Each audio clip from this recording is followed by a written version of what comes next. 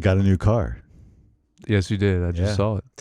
So I was rocking a 2009 Honda Pilot for many years, 12 years to be exact. 300,000 miles? Not 300, almost 260. Almost 260. Oh, I thought it was not 300. Even more than that. Almost 260.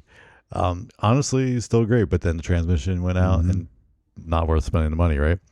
Like all of those around those years. Yeah. Did, unfortunately. Eventually, yeah. I mean, 260 is pretty good, That is. you know.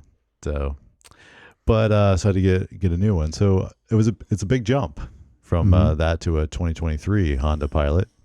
It's a very big jump. And well, these new cars, they basically design them now that they assume the driver doesn't know how to drive. And it's warning you and beeping at you every time you do anything. Like you get even close to the line on a it has all the assistance and stuff. it's like beep, beep, beep, beep. And it's like even trying to steer you back on. And That's annoying. Can you turn all that off? I think you can. I just haven't time to sit down and do it. I would do that because that is annoying. Yeah. But it's like every time even just pulling in my garage is like beeping at me like crazy. Like things are nearby. That's new enough that you can probably do, because I remember Micah talking about it, where you could probably, at least on the interstate, you really don't have to use the wheel.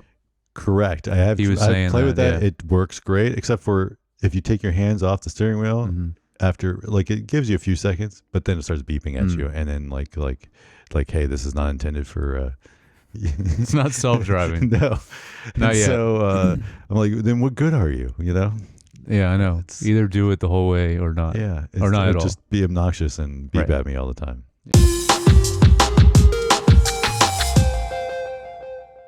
Hey, welcome back to Screen Time with movie reviews. And life has dealt me some bum cards. Or maybe I just haven't played them the right way. I don't know. Yeah. So today we are talking about The Man Who Wasn't There. And I'm your host, Josh Youngbar, and my co-host, Jared. Me, I don't talk much. I just cut the hair. Yeah, it is all about the hair, isn't it? Mm-hmm. It's all about the hair. All right, so The Man Who Wasn't There came out 2001, rated R, an hour and 56 minutes. Our IMDb synopsis: a laconic chain-smoking barber blackmails his wife's boss and lover for money to invest in a dry cleaning business, but his plan goes terrifyingly wrong. Man, this is an absurd concept when you read it. It is. It makes sense when you watch it, but that is kind of crazy from the synopsis. Once again, Joel and Ethan Coen, directors and writers. Cinematographer Roger Deakins.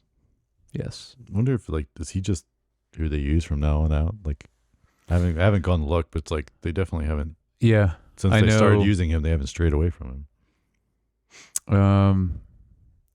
I know there's at least two more I'm aware of. That's him for sure, but I don't know. Yeah. I don't know about the rest of them.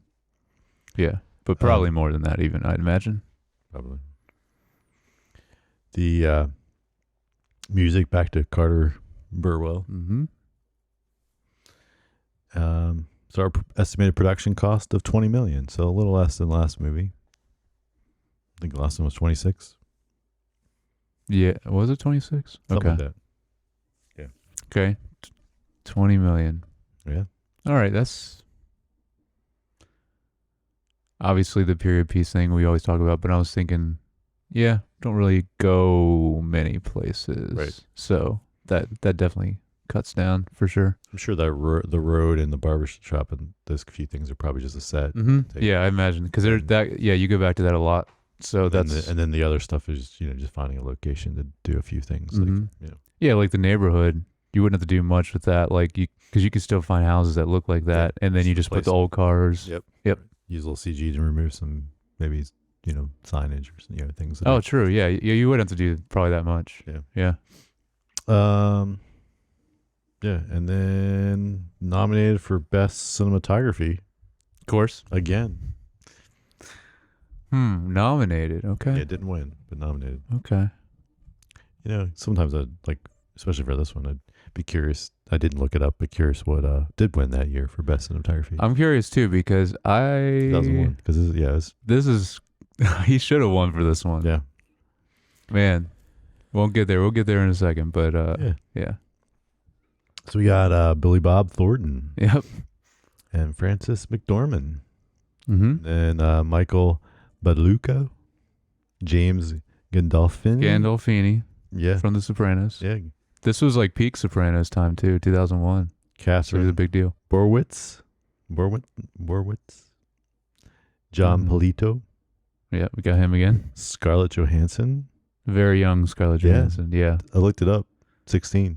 16? Okay, yeah. I was wondering. She looks even younger than that, I think. But I was wondering because I had no idea she was in this. And I was like, wait, that's definitely her. I saw the credits in the opening where it said Scarlett Johansson. Right, yeah. And I was like, oh, Scarlett Johansson. Yeah, but yeah, she was 16. Yep. Then Richard Jenkins. Mm-hmm. Tony Shalhoub. Shalhoub. Is that how you say that? That's what I've heard. It's been said. Yeah. I don't know. It's Monk. That's all I know. Yeah, it's Monk. And Miss Maisel's dad, whatever his name is. Yeah, whatever. Yeah. I don't forget. Abe. Oh, it's Abe. It is Abe. Miss Maisel's dad. And then I wrote this. This was way down in the credits, or way down in the thing, uncredited. Jennifer Jason Leigh. She was in one of the inmate scenes. I saw that in the credits too, but I didn't see where she was in the movie. I was listening to IMDb way down, uncredited. Yeah. So yeah. But I mean, I was trying to see. So she's just one of the inmates in the prison. Mm-hmm. But what's this other person? I have one more person in the cast, Christopher McDonald. Oh, I got to see who that is because if I wrote it down, then it's somebody definitely that you someone. Remember, I recognize. I believe he was only in one scene. Okay. Oh, and maybe it was the guy because the guy that tries when they kind of do when he does like a flashback and then the guy's trying to sell. Yep, that's what I'm talking about. Yep, yeah. Shooter McGavin. Yep, from Happy Gilmore. That's what I think of. That's who it is. Yeah. That's one of his top. Yep, that's one of his top. Did you see they're doing it too? I did see that. Yeah. I wasn't sure if that was like just a fake thing or if that was actually. He's actually doing it now with Netflix, and I forget, that's awesome. I forget somebody pretty big. I feel like was signed on, so they're like, it must be really happening, and must be have something besides just. And he must have, and he must be like he must have some idea that like it was like, oh, it's worth doing this now. It's time. Cool. But they could still get him. Yeah, Christopher McDonald. I'm sure anybody and everybody that's willing that was in the first one, they'd probably bring him back. You know what sucks though? What's his name just died though? Yeah. Crap, what is his name? Yes. I know, dang it. The price is wrong. No, that's The Price is Right. Yes. That guy. Yeah. No, he died a while ago. Yeah, he died. Yeah, so obviously not him, but no, oh my gosh. Man, this is again anyone listening right now is screaming at me. I don't know. It's been a long time since I watched Happy Gilmore, so. It's the guy from Mandalorian also. And Arrested Development.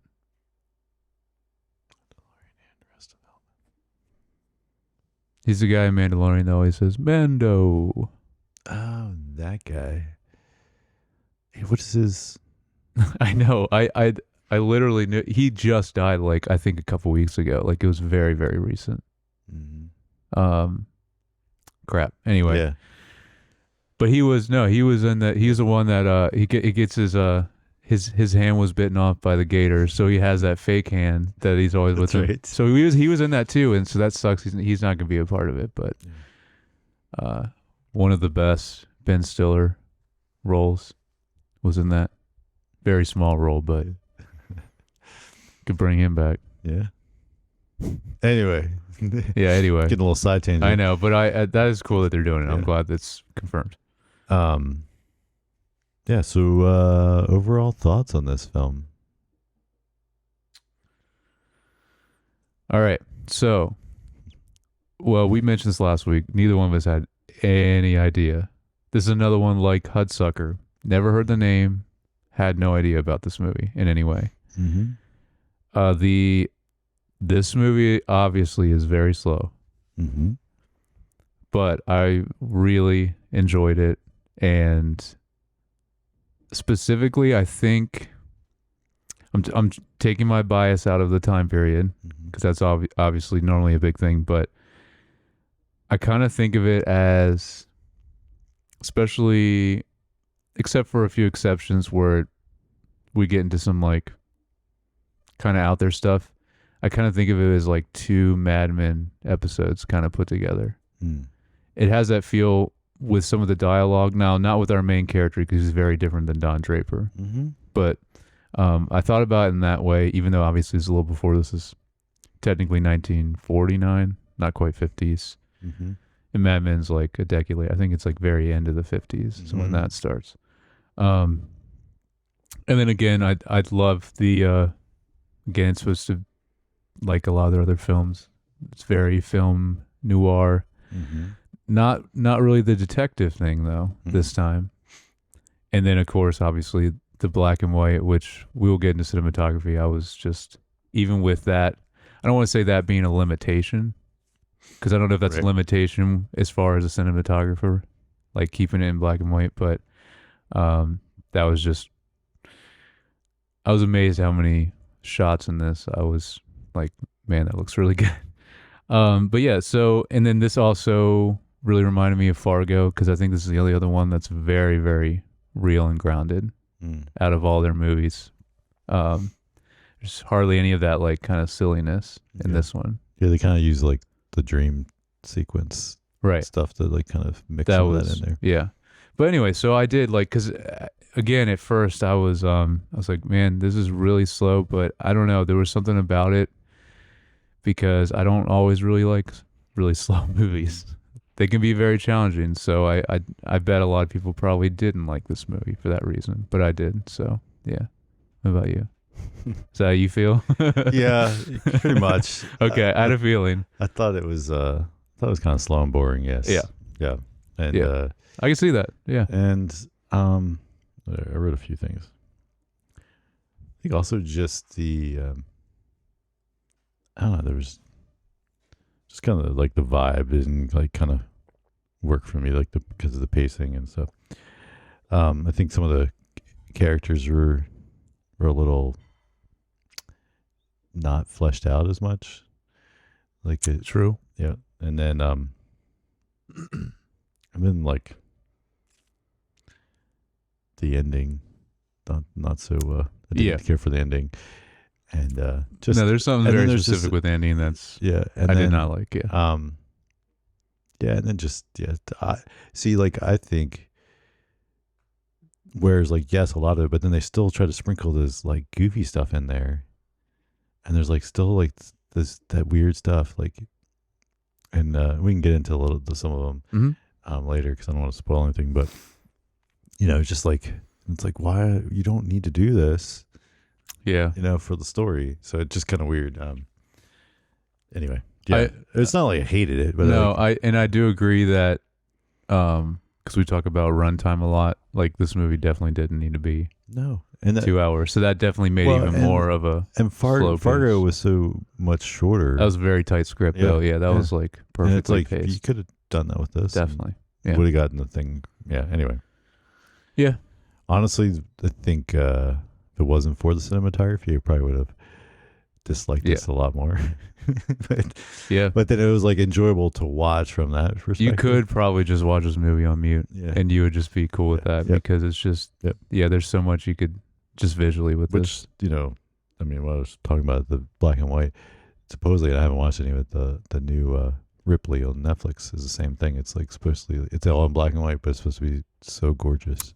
It is. I'm going to talk about it on the TV pod. I haven't watched it. All right, all right. It is. It is insanely beautiful cinematography, and it's actually, because I looked it up. It's Paul Thomas Anderson's cinematographer that did most of his movies, which makes sense because, like, There Will Be Blood's one of my favorite movies of his, and so obviously he did that, but he did all of his other movies too. So, cool. Well, I'll talk about it when we when we get into that.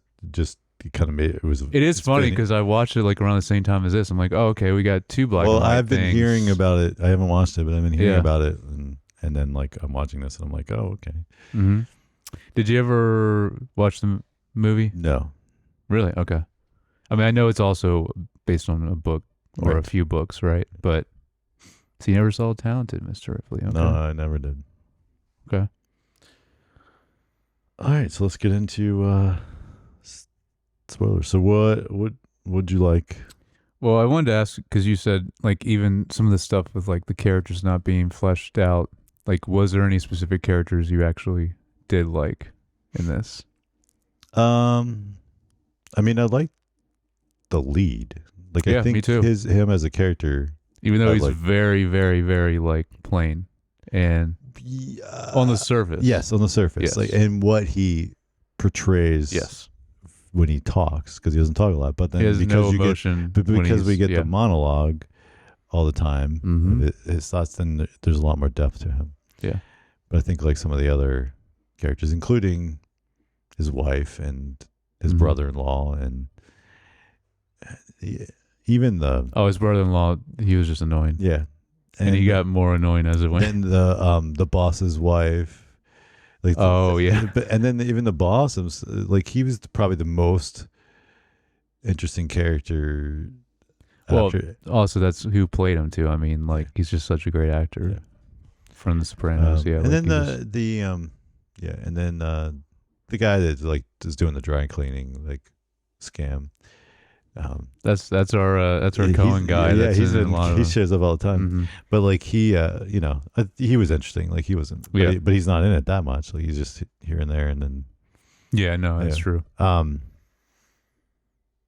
about the lawyer, Tony Shalhoub? Yeah, I liked him. He was good. But again, he's like very brief. Yeah. The other his friend lawyer that then is the dad to Birdie. Mm-hmm. He was pretty meh either too. Yeah, like there's not. So it's just like, and I mean maybe it was intentional. I don't know, but like, which is funny because that actor, I love that actor because like he's the dad in Step Brothers. Like he's in a ton of stuff, and he's actually really funny in that movie. But just in this, didn't really do much. I mean, I think honestly, Scarlett Johansson did pretty decent for, especially being a 16-year-old, like doing. Yeah, I'm wondering like how much she did even before this. Like I don't know. How far into her career she was when this movie happened. I don't know. Yeah. So that's kind of okay. What are some of the stuff that stood out to you? Like, I mean, I have some things I liked. I have. I have a decent amount of stuff. Some like good, and some stuff I didn't like about it. Because again, like I really enjoyed this movie, but there is still some stuff that I'm like you were kind of saying, like you didn't need to do that. Yeah. Especially with something specific at the end. That I was just like, that was dumb. So, well, then, I mean, also like, so one of the things I did like and kind of is interesting because it kind of started things off I liked the opening. I liked the monologue of him talking and kind of like why he's like, well, I'm not even really considering myself a barber. I kind of fell into it or married into it, so to speak, blah, blah, blah, blah. Like that. And then the way it just kind of presents the barbershop, and like I really liked that, and I was like, oh, I might enjoy this a little bit. And then then there was I didn't write it down, but because even like a couple scenes right after that, because like then they entertain the boss right pretty quickly after that. There's just like couple initial those things setups, like I enjoyed those things, and I was like, oh, okay, but then it kind of like slowed way down, and it did, and then I was in the middle more. Okay, fighting to stay awake. Had to go back and rewind it a couple times. Did you, man? Yep. Okay. So, yeah. Well, no, I mean, and that's understandable because I would say probably in the middle is where it drags the most. Which it's in a 2-hour movie is a long middle. Yes, true. I wanted to mention also, that's my first note, that I really like the narration too. But I think it's funny that my note is that the Coens love like their voiceover in movies because there's. I was trying to count like even Blood Simple starts with it, and I was thinking Raised in Arizona, Fargo. Did it? Maybe not. It just has the text on the screen. No, it's just the text. Okay, Yeah. Miller's Crossing. Maybe. I don't remember. But I mean, even just a handful of times is enough to be. There's at least three besides way this more that we've done than, already. Yeah, what most people do. Yeah. It's not like a common thing used. But. No, I mean, but I think I mean, there's other movies I liked it too, but I think this was probably one of the best, like you were saying, with the narration because you got to see more depth to him, like you said, because he literally doesn't show any emotion at all, no matter what's going on. Nope. And there's a lot of stuff that happens to him in this, and he's still just exactly the same. Yep. Yeah. And then this is also in the beginning, and I just think this is funny. Actually, the barber scene is just how different of a time that was because you would go to get your hair cut, and then he's just like literally chain smoking the whole time while he's cutting your hair, and I'm just like, that was how it was, but it's just wild. But also just random kids in there without their parents. Mm-hmm. Yeah, there was no parents again around. Like they're probably like, here's 5 cents, go get your haircut or whatever. Yeah. Yeah. No, yeah. It's just funny. I mean, that is how it was. It's just funny to think of it, though. Yeah.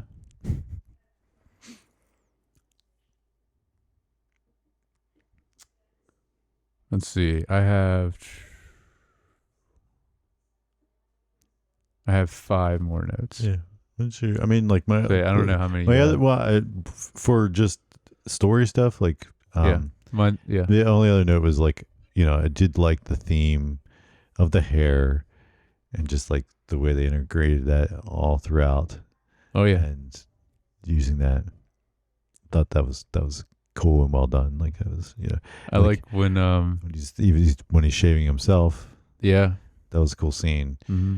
But even at the end in the chair, and they're like shaving his leg to like, right. Yeah, I didn't think about that. Yeah, at the very end too. Yeah. So I mean, I thought that was something I liked, that part of it. Like, well, no, in continuing with that, like the scene where he's just like basically thinking out loud and saying how like he's going on like that really long rant about, not a rant, but like kind of a monologue about like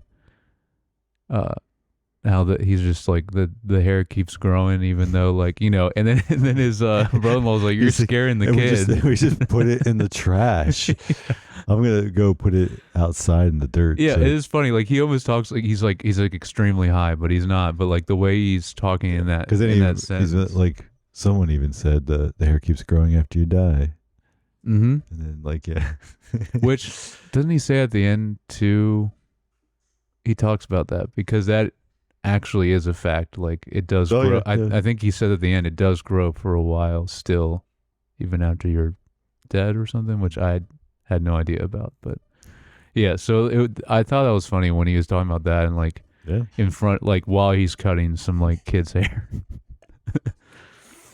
Yeah, I don't know. There's certain things, because again, it's not everything, but there were certain things that reminded me of Mad Men with this. Maybe it's just a ton of smoking too, honestly, and drinking. Maybe that's a big part of it. But maybe some of the like scenes and interactions too reminded me of that. That's why I really liked it. Again, though, is Mad Men better than this? Yes, 100%. But there's like nothing really comes close to Mad Men. It's like, but anyway, it did remind me of that a little bit. I wanted to mention the very first scene when Ed meets Birdie and she is playing the piano. Mm-hmm. I thought that was a really good scene. Mm-hmm. And I tried to, because she talks about it. It's a Beethoven song, right, that she's doing. I forget the name of it. Yeah. Ludwig. Yeah, exactly. Yep. But I like that scene a lot. Their interaction when they first meet. It's a little different later, obviously, when they Well, actually, it gets very different as it goes, but Mhm. I like that in particular. And even when you see her, I would say that scene though, I don't know why this is the case in this one, because in that first scene, she doesn't look like her hands are moving where they should be on the piano. But then later, and maybe it's a stunt double doing it, later in the movie, like it looks like they are. So I don't know. That bothered me that it was like that. But I don't know. Yeah. But anyway, you I pick like up on those things. I don't. I did. So I have that scene down for the You do? Okay. for the cinematography. Oh yeah. Like that was one of the things but we can talk about Man, that later. I don't. I think I just have like some notes overall because I couldn't. There was just so many scenes, like cinematography wise. When we get to it, there was some that I really liked, and that was one of them. The lighting in that one is really really cool, and just the way in the approach. Honestly, I actually have I know we're kind of getting out of order, but since we're talking about it, it's not like we have to be that rigid. Mm-hmm. So the scene right before that too, where he's talking to Big Dave. Yes. And that scene, love that scene where it's so backlit on their faces. Right before he kills him? You talking about that scene? No. No, right when Big Dave tells him about he's being blackmailed.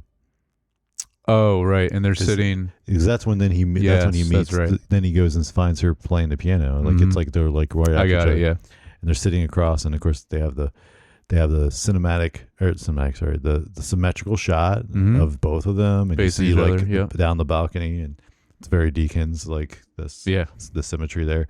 But then even the coverage shots of the reverse one, both directions of them talking, just looks really nice. Like the lighting, the way it's wrapping, and then the heavy shadows on the other side. Yeah, love that. But then right after that, then the scene of him walking up to her playing the piano, and you see him and kind of where he's coming, and then the reverse of the back of him, and those also were just really nice. Yes. There's a lot of that. Of course, there's also random why is there so many pianos in that spot? That was one thing I didn't get. Yeah, I'm is this what kind of store? Because I thought it was a store, was clothing store and kind of thing that they worked at, and I guess they were having the party at the store? But then it looked like, do they sell pianos? Why there's so many pianos there? I guess because there was several up there where she was. So or was it just happened to be a random thing that was the location, and they just went with it, and they left didn't. It. Yeah, maybe. But I thought of that too, and I had no idea. Yeah. Yeah. What else you got? I have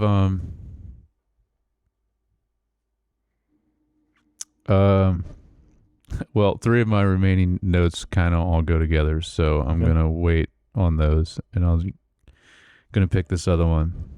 So this scene, and it's the only scene that this actor's in, which I don't know the actor, but I thought, well, specifically a line he says was so good, but also I thought just he did this scene really well. The actor that played Jacques, which is the teacher that he takes Birdie to. Mm-hmm. So after her lesson with him, Ed comes in, talks to Jacques. Yeah. And he's basically like, yeah, I'm not going to take her on.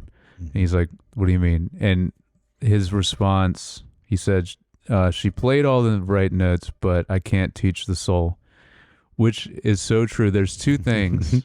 I just really was I was like, man, that is so true. You're right. I forget. I didn't write it down, but I totally was feeling that too. I was like, oh, this is so well put. Mm-hmm. Because it's sometimes someone can learn all the technical, yes, and still never get it. Mm-hmm. And that's basically what he's saying. Like he said, she literally had no mistakes. He even specified that. But yeah, so it's now, the soul thing is number 1, but I would also go into, because I believe anyone can learn an instrument, but it's the soul is the biggest thing that you have to have with music, but then going kind of into that is very hard to teach if you don't have it anyway, is rhythm, which is kind of adjacent to that. which he didn't mention specifically, but I would say those are the two things. And just the way you put that, I was like, this is so good.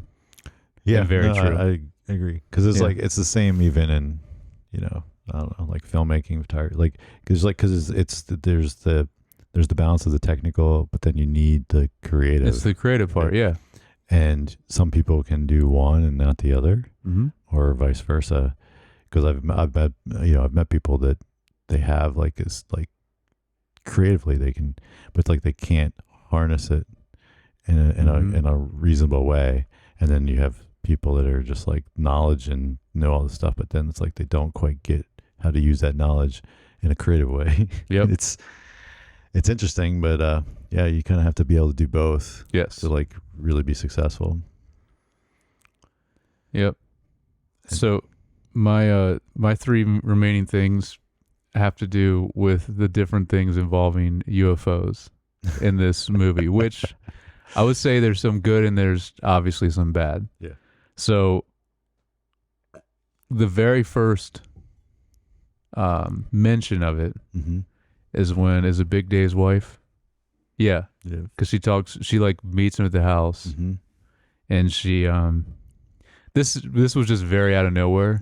The only way I could make sense of this was like obviously in this time period, that was a big thing with like Roswell and like around that time, because that would have been around in the 40s. Okay. I think that's when it was the most. Well, going into the 50s as well. So there was like a big thing just in general with like people talking about UFOs. But still, just the way like she just like came up and like she's like, "Hey, I have to tell you this." That was really weird and out of place. But then the part I did like was very close to the end. Oh, this is the when they run off the road. Yeah. And yeah, when they had their accident. So it's the hubcap that transformed into the UFO. I thought that was cool.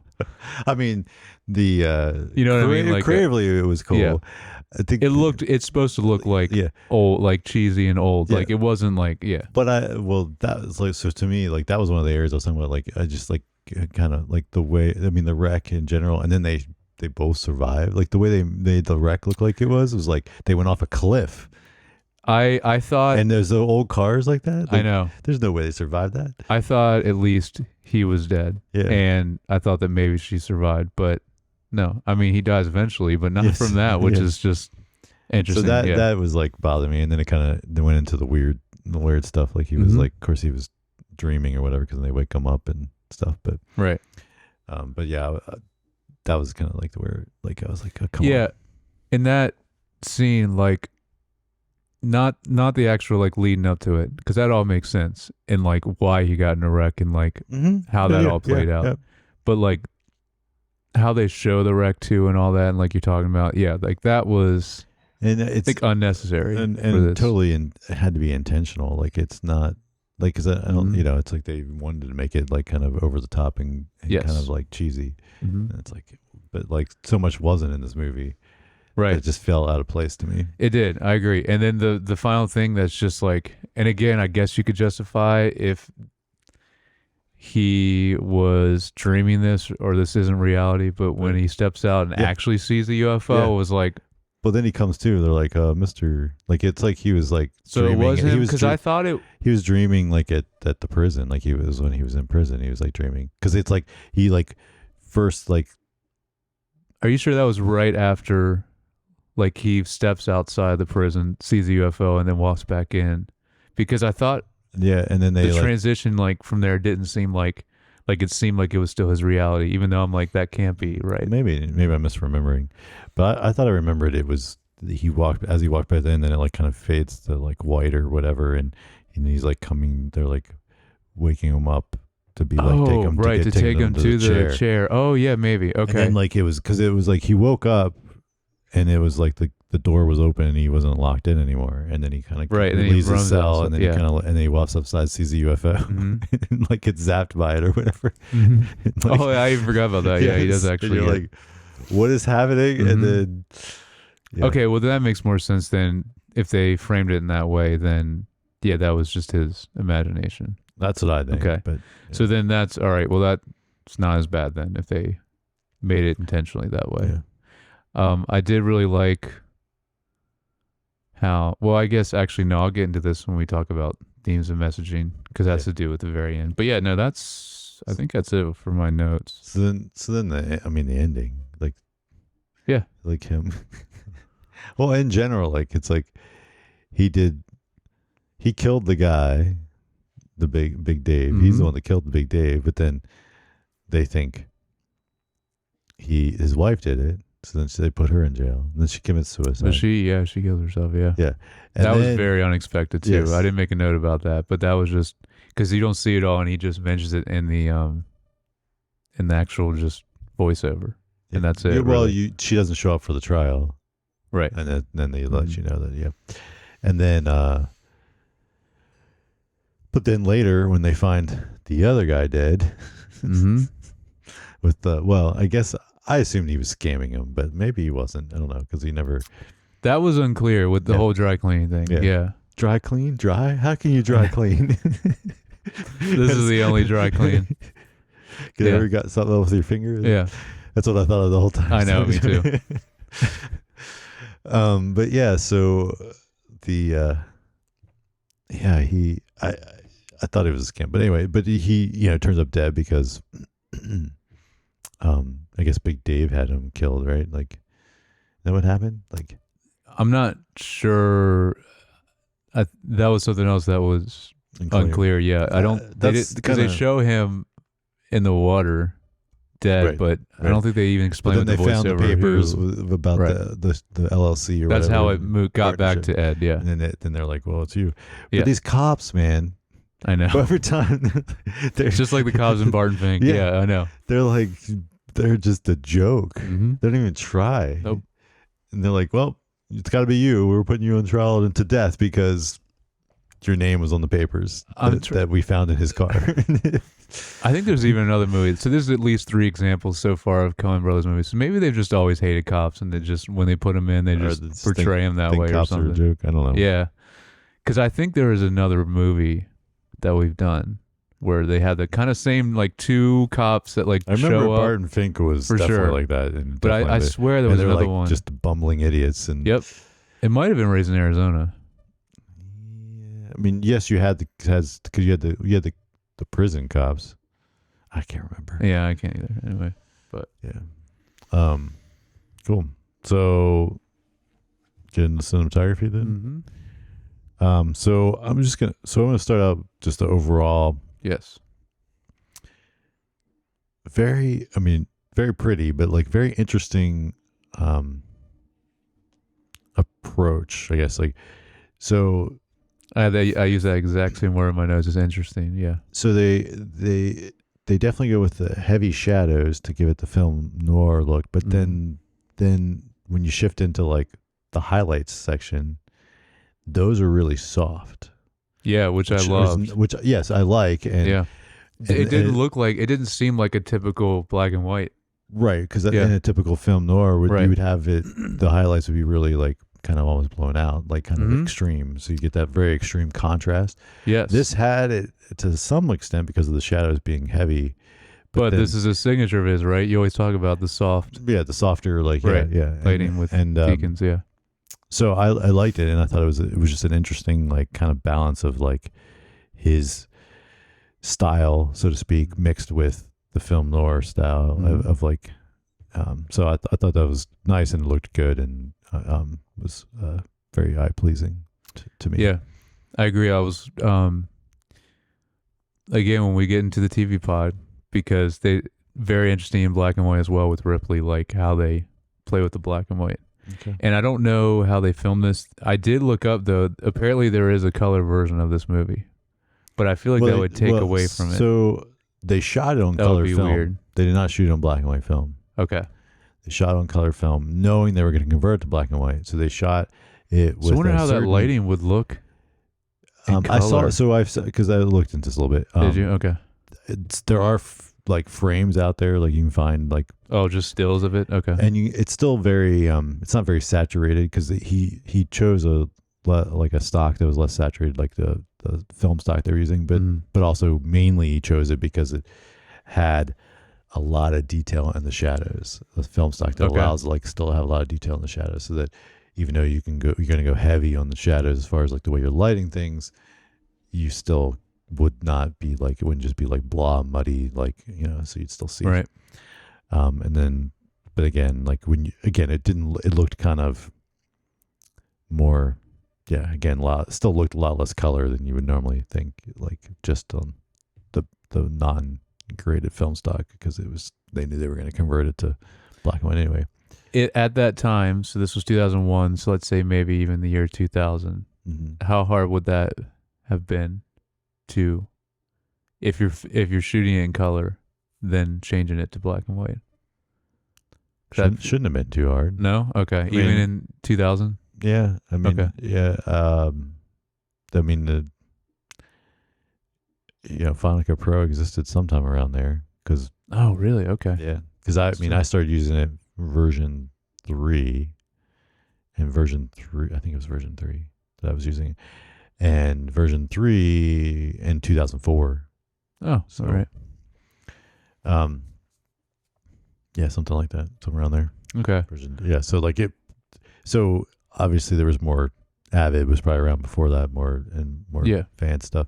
So as long as they digitized it, which we know they did on that one other project a few projects ago, or films ago.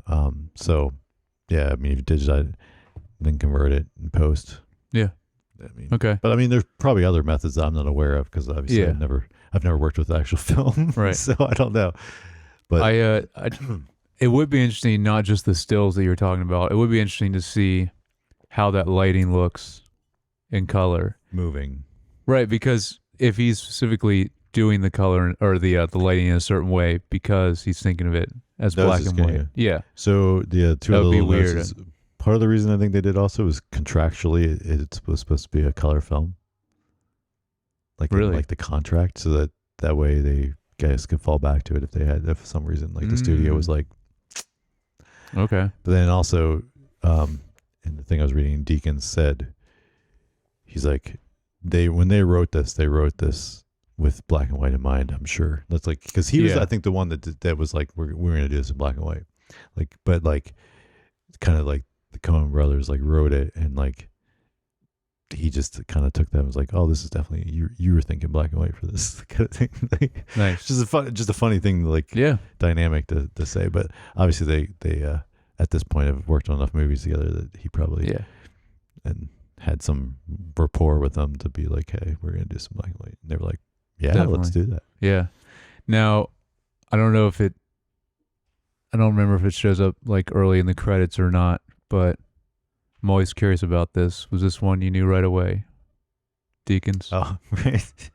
Because I don't know if it showed it at the beginning or not till the end. I didn't see it. It might be at the end, only at the end then. I didn't catch it in the beginning, but yeah, I kind of assumed like right after. I mean, what's like that intro with the monologue, and then as soon as we saw like the people in the barbershop, and I was like, definitely feels like okay, cool. Though it was harder to catch on right away because of the being black and white. Yeah, this is the first thing you've seen of his in black and white, right? Yeah, I don't know. I assuom he's done other maybe. I'm sure he has, but I can't think off the top of my head like something else that he did that was black and white. We'll see. I just have in general. I mean, I was just like we kind of already talked about just how many interesting and beautiful shots there are in this. Actually, the one I was just thinking about, I didn't make a note of, so I can't remember when it was at in the movie. It might have been towards the end. So Ed's like walking it's either into a building or right outside a building, and it's obviously at night, and you see this huge shadow of his silhouette that's like way taller than him. Do you know what I'm talking about? I can't remember where it was at in the movie. It was the angle that you see it from too, because I think you see it kind of not completely from above, but I just thought that was so cool looking. So you see that really like huge, larger than life shadow of him, like of his silhouette. Is it because I know when he went to visit Birdie at the house, and it was like nighttime, and like he went and saw her in her room. Like there was like a weird shot of him outside of the house. That might have been it. Yeah. Right before he went in, he's just like staring at the house. Like, smoking. It might have been that one. Yeah. So that was at night, and I don't. That I mean, I remember that being interesting, but I can't remember that specific, if they had a long shadow like you're talking about. So, Yeah, I think it was kind of like that, or unless it was a scene at the end, because I want to say also it might have been in the prison at some point, but maybe that's something different. But just the other thing, which you kind of basically already talked about, but I just love how Deakins plays with the shadows in this, because it's very apparent in this movie how, which I'm glad you explained it. 'Cause I couldn't quite understand how it is, but I recognize it at least. Like, this did not look like a normal black and white. Like we were talking about, like, it looked very more pleasing to me. And that's because of how you're talking about, I'm assuming, with the lighting and how he does the shadows. Yeah. Like, this one, even though I would like to see it, I would not prefer to watch the colored version of this movie. You know what I mean? Right. Even though apparently you can get it, I think, or it's like, maybe it's like a special thing on DVD or something, but yeah. The bonus extras. Yeah. Maybe. I don't know. So the other two little things that just as a standout things that were different. One, and this is more of a just camera movement and stuff. I liked when Ed goes to pick up the money after it was dropped off. He's on the one floor of, like, the hotel or whatever, and he gets it, and then he just goes up the steps, and the camera just like moves up the outside of the building, and then he's on the next floor, and it was just cool camera movement. That was cool. And then the other thing that was just like the lighting was ridiculous on was when the lawyer meets with him and his wife in the room, and it just has like this lighting coming down. Yes, I'm glad you talked about that one, because when I saw that, I was like, I know. So maybe that's why I didn't write it down, because when I saw that scene, I was like, Josh is definitely going to talk about this one. That was so cool, and even how he walked around the frame. Yep. And it was just really, really neat. And it was really cool. Yeah, because that was a huge amount of, I don't know how they did that. It's a huge amount of lighting, I imagine, because just how much was coming in. It was all coming in from above. Right, yeah. But like they allowed it to kind of spill nicely in the roll off of that, and then let him walk around I mean, I bet they really planned that out, because he walks in a very specific way, and even when he walks in where he first stands was really cool how the shadow was cast on him, and then he moved around some and then stopped. And then the guy on the side, like he's kind of out of the light, but like enough to you can kind of see him. Yeah. That was awesome. Yeah, the detective, or not detective, the private investigator. Yes. Yeah. He's like, read to them about the yeah. He's like, what does that mean? Yeah. And even like with their very serious movies, Coen Brothers, they always have that, because obviously there's that dark humor, or in Fargo. This movie, I think about like Fargo because it's really grounded, but they still have some of those humor, like obviously the lawyer, like just some of the stuff he says is just like funny, or how he's just always eating. You see, he even mentioned that in the voiceover, like how much he's eating. But I had so one of the other longer quotes that I wrote down that I didn't use was, the more you look, the less you really know. It's a fact, a true fact. In a way, it's the only fact there is. And I was like, that's so. What the lawyer says, he says that like. He just says it so confidently that you're like, but then like, and then you're like, wait, this makes no sense. No, he says that to them initially. Then he does it actually in court. Yes. And then I think Ed says it over the voiceover too as well. I think there's at least 3 different times, but it's just the way it's constructed, that whole sentence, you're like, okay. Yep. But no, if you think about it, it doesn't make any sense. No. Yeah. All right, so the music. So for me, the music, like, honestly, other than when she's playing the piano and it's like there's like Beethoven playing, and then like, they did use it a few other times when she's not playing. They used it at the very end, which was really good. Yeah. But any other than that, like I was realizing, like I don't remember anything. It doesn't mean, no, there wasn't much. The only thing, there is one that's original, unless it's like a remixed version or something he redid of a previous song, but it's the opening cue over the credits, which I thought was really good and very it did really well with the instruments used. I've talked about this before. Using specific instruments gives you a feel for certain time periods, just like how you use specific instruments for a specific you can use even specific notes for, like, if you think about like anything involving space, there's a specific chord and note pattern like almost every score does for like a space movie that you instantly feel that way, like those kind of things. Hans Zimmer did it in both Dune movies recently, which was really cool. Not the space thing I'm talking about, but something in particular that gives you the feel of like the desert wasteland, which is awesome. But so he did that in this opening, Carter Burwell, I thought really well with the opening cue. But then, so I really like that. There's a lot of piano in that as well. But then that's it. Yeah, it's classic Carter. So far, it has been, which I'm like, man, like I don't very know. Minimal, very minimal. Very minimal. Like I still think Fargo is the best that he's done. But yes, it has. It's like, a very memorable theme. Mm-hmm. Yeah. Like, because as soon as I heard it, I was like, oh yeah, because I used it in the TV show too. Yeah, and I was like, this is good. But yeah, no, I have let's see. Yeah, I believe that's everything I mentioned with that. Yeah. So I just I just want to see where he goes from here, because I want him to do music through a whole movie. Mm-hmm. And I'm sure he will at some point, but it's been very sparse so far. Which I'm assuming like they told him that. Like I don't think he would have done that, intentionally. Like normally you would think if you're going to score a movie, maybe there's normally a lot more. Now again, there is good choices to when to like not have music. Yeah. But I don't know. Cool. So themes and messages. I did have something for this. Nice. So I thought this was something I thought was really interesting about Ed, that you kind of understand over time.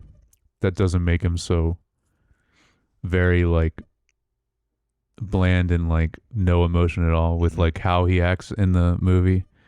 Is the main thing I was thinking about is not letting your life pass you by, because he was always through this movie. Ed was trying to do something big with his life because he felt like he never really did. Mm-hmm. And then, so that's why, especially towards the end, and actually now I'm thinking about it, maybe that's why he did this random dry cleaning thing, even though like it doesn't really make a lot of sense, but maybe he just wanted to do something, but then at the end where he's like, with him trying to like take Birdie to, to this specific person, like he's like, oh, but I'm her, he doesn't flat out say I'm her manager, but he's basically trying to do that and like take her to the top. And then obviously that gets crushed when the teacher tells him like, no, she doesn't have it. Yeah. But then what I think is cool is, one thing I did really like about the ending is he still kind of got that in the end, because they let him like write out his life story, and it was in some magazine that everyone reads. So at least magazine, yeah. So I was like, that's cool. So at least something, at least at the end, he got something that at least, I don't know how memorable it's going to be of his life, but at least it's something that a lot of people are going to experience, which is cool. So I thought that was something that's cool that they kind of go with throughout the whole movie in this. Nice. But yeah, but I don't know. You have anything else? I mean, yeah, it definitely, he kind of just, I don't know. I think it's kind of his quote about that I used about, not playing the cards right. Yeah. Like, I think it's like he had opportunities, but then like he kind of just went about them the wrong way. Right. Yeah.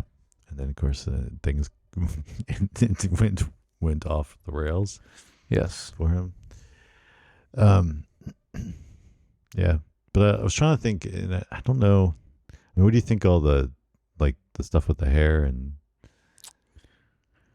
that I really couldn't connect that to anything. I don't specific. know. It definitely was an intentional thing that they kept bringing up throughout the whole movie, but no, like, it just I'm not keeps sure. growing.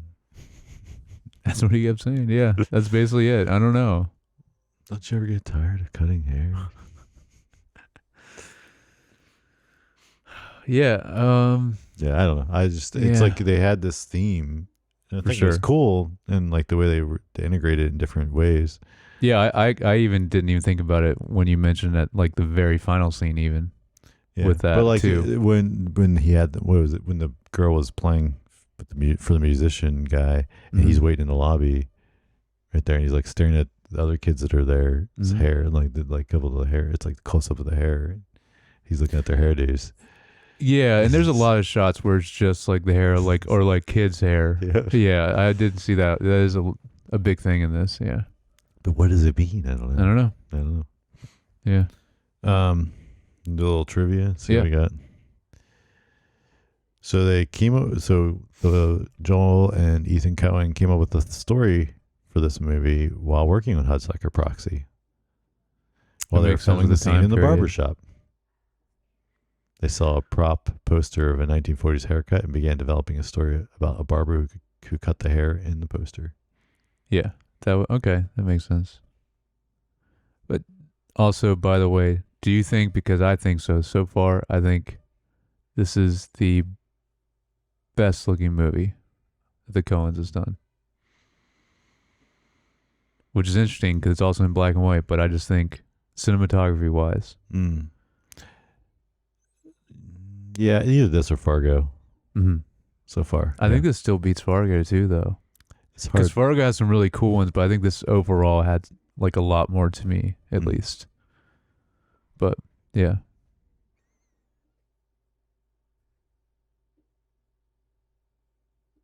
So Billy Bob Thornton agreed to do the movie before reading the script just because of the trust he had in Joel and Ethan Coen. So we already. There he is. The movie was filmed in color, then printed in black and white by Okay. special processing. At least one print was released with the first reel in normal color due to an error at the lab. Hmm.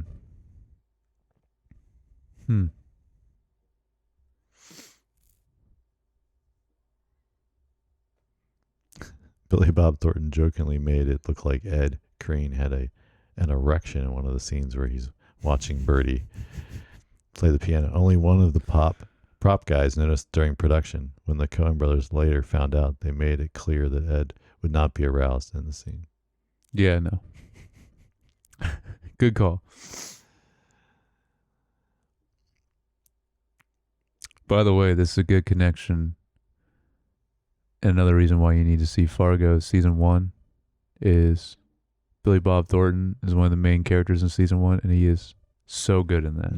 In that season. Yeah, Jennifer Jason Leigh dubbed in the murmuring voice of the sobbing prisoner's visitor. Okay, that makes sense. When he first visits his wife, yeah, and then there's the person, yeah. Okay. In the director's commentary, Billy Bob Thornton states that filming this movie helped him quit smoking because it would be constantly chain smoking during shooting, and it would then have a cigarette of his own in his trailer, and this served to put him off the habit. However, he can be seen smoking in the documentary Lemmy made a few years later, so would be seen it didn't take. Yeah, there is not one scene where he's not smoking in this movie. It's insane.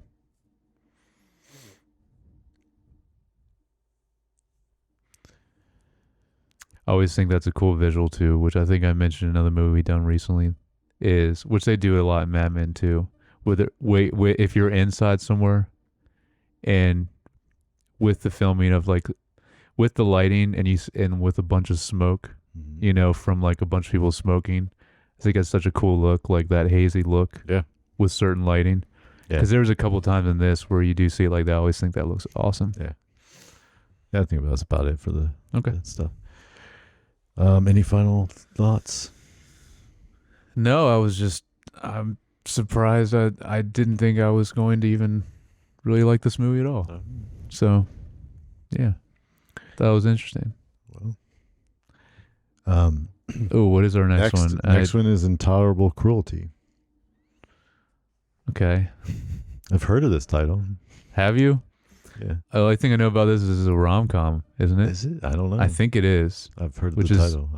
I was weird that the Coens are doing a rom-com, but you gotta try things. Yeah. That's true. They try pretty much every genre. So, yeah.